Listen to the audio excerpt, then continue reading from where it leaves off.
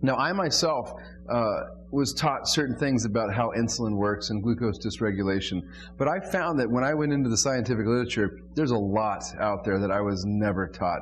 And I'd been to school and I'd been through seminars and I've listened to things, and it's just not out there.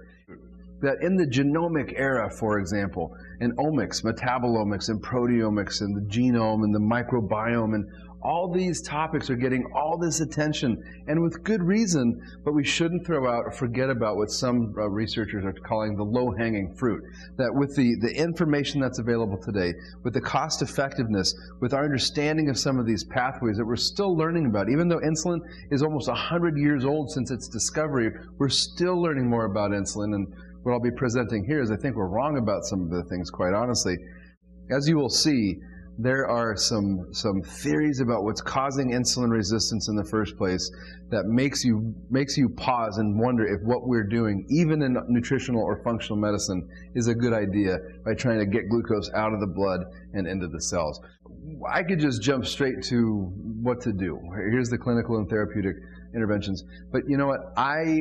We as practitioners, or lay people even, our patients and clients deserve better. We need to step up our game. I'm not looking to create parrots that just merely repeat what they may have heard, but rather practitioners that can critically think and evaluate these things themselves. So where are we going then in this particular course? We're going to start off with physiology. The physiology of glucose dysregulation, or I should say the physiology of glucose regulation, because it's only when you know all the different hormones and how they work and the different mechanisms and second messenger pathways that you can then go and say, all right, well, what is insulin resistance really? What is postprandial reactive idiopathic hypoglycemia, which we'll evaluate all these different things that it's been called. Is it real? Is it not? What's causing it?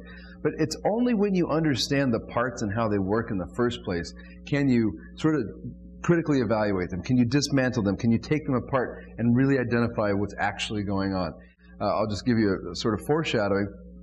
There's a short section called the evolutionary benefit of insulin resistance, that there are papers and suggestions out there that we are here today because our ancestors were able to become insulin resistant, which enabled their survival during certain periods or certain situations.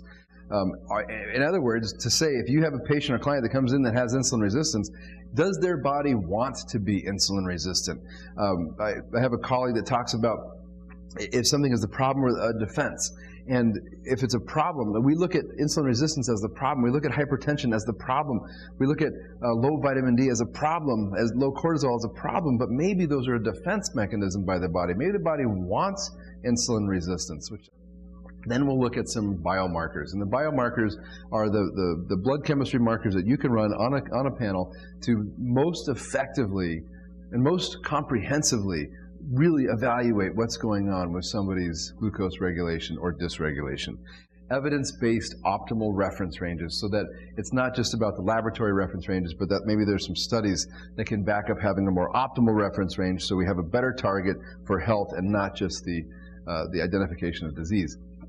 And then lastly, and only lastly, can we therefore look at clinical and therapeutic interventions for these different assessment biomarkers that we have. Logically, you'd think that an infusion of glucose directly in the bloodstream would cause this huge surge and spike of insulin versus the oral, but that's not what happened. And I'll say this in a different way. When you consume oral glucose, you have a higher, faster, and more pronounced insulin response than if you were to inject glucose directly into your bloodstream, which is totally counterintuitive. So when glucose goes up in your bloodstream, goes circulating past your liver, goes throughout your bloodstream, it's going to make its way to the pancreas, it's going to make its way to the pancreatic islets, and it's going to make its way into a beta cell. Now here we have a beta cell. So I'll just ask you this now. If this pathway still works in the case of insulin resistance, is it a dysfunctional receptor? Is it a dysfunctional insulin receptor substrate 1? Because to me, just thinking about this logically, if the glucose pathway doesn't work, but the RAS-MAPK pathway does work, then to me, I would say that in insulin resistance, the receptor is still working, the transduction is still working, and the insulin receptor substrate 1 is probably still working. So we'll cover that. So in this particular video, I don't have as much to draw on the board, but I have a lot of papers to show you. So we'll be flashing some of these up on the screen and reading some of the text directly out of these papers to help inform us of where we're going. So this first paper I want to show you, when you look at the title alone, the title is pretty clear. It says, insulin resistance is a cellular antioxidant defense mechanism. And they go on to say that this hypothesis is exciting for a number of reasons. For example, it suggests that insulin resistance may be a protective mechanism, in which case we should perhaps reconsider using therapeutic strategies to overcome, unless they also eliminate the primary defect. So what they said is that this is exciting because we found something that might be upstream of these other things that are supposedly causing insulin resistance. So here's a couple really interesting papers to strongly suggest that low blood sugar, really low blood sugar, does not always correlate with low blood sugar symptoms. But so then your question should be right now, well, what the heck causes too much GLP-1 in people?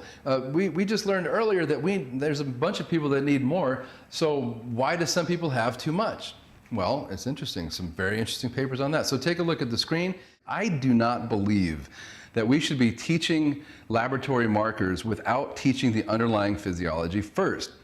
So based on that, I propose that in US units, a healthy optimal reference range for glucose is about 80 to 90. And the way that this works, there's something called a hazard ratio. A hazard ratio is the increased relative risk of a given thing, in this case coronary artery disease. One of the things that I say is this concept of glycemic variability, is that going to be the end of the A1C era? Which is to say, if I had to choose between those two, if I was to choose between chronically elevated glucose or glycemic variability, I would choose chronically elevated glucose.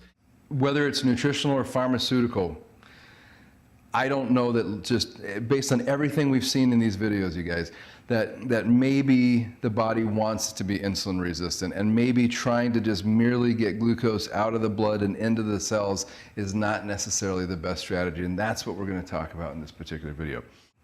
You want to, and hopefully you already have this answer, if I were to ask you right now, which person that we've talked about needs GLP-1 stimulation?